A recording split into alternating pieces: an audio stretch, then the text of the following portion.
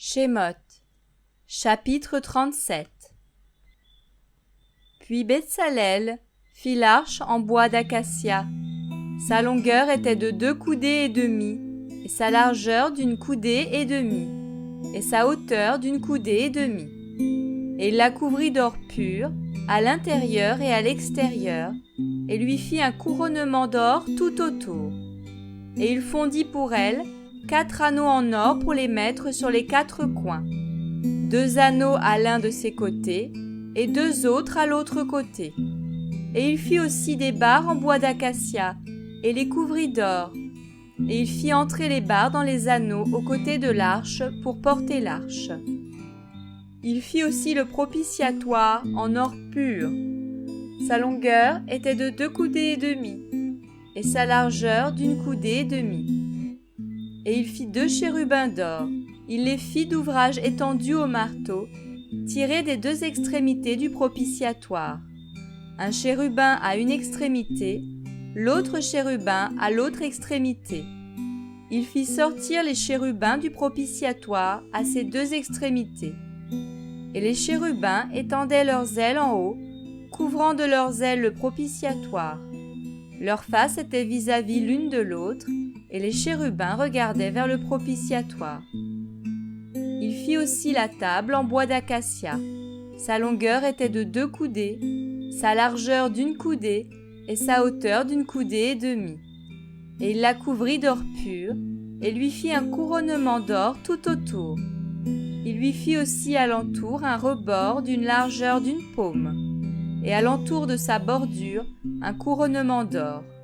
Et il fondit pour elle 4 anneaux d'or, et il mit les 4 anneaux aux 4 coins qui étaient à ses 4 pieds. Les anneaux étaient à côté du rebord, pour y mettre les barres afin de porter la table avec elles. Et il fit les barres en bois d'acacia, et les couvrit d'or pour porter la table. Il fit en or pur les ustensiles qu'on devait mettre sur la table, les plats, les tasses, les bassins et les gobelets, avec lesquels on devait faire les aspersions. Il fit aussi le chandelier en or pur. Il le fit en ouvrage martelé. Sa tige, ses branches, ses coupes, ses boutons et ses fleurs sortaient de lui. Et 6 branches sortaient de ses côtés, 3 branches d'un côté du chandelier et 3 de l'autre côté du chandelier.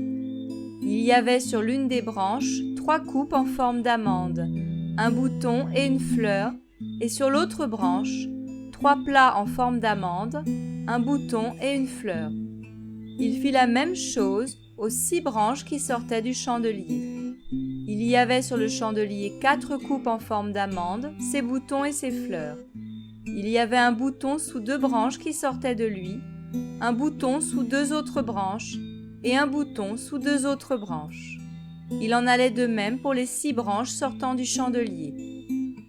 Ses boutons et ses branches ne faisaient qu'un avec lui. Le tout était en ouvrage martelé d'or pur.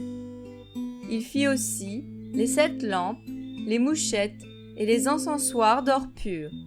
Et il le fit avec toute sa garniture d'un talent d'or pur. Il fit aussi en bois d'acacia l'autel de l'encens. Sa longueur était d'1 coudée et sa largeur d'1 coudée. Il était carré, et sa hauteur était de 2 coudées, et ses cornes procédaient de lui. Et il couvrit d'or pur le dessus de l'autel, ses côtés tout autour et ses cornes. Il fit tout autour une bordure en or. Il fit aussi, au-dessous de sa bordure, 2 anneaux d'or à ses 2 côtés, lesquels il mit aux 2 coins pour y faire passer les barres, afin de le porter avec elles. Et il fit les barres en bois d'acacia, et les couvrit d'or. Il fit aussi l'huile pour l'onction sainte, et l'encens aromatique et pur. C'était un ouvrage de parfumeur.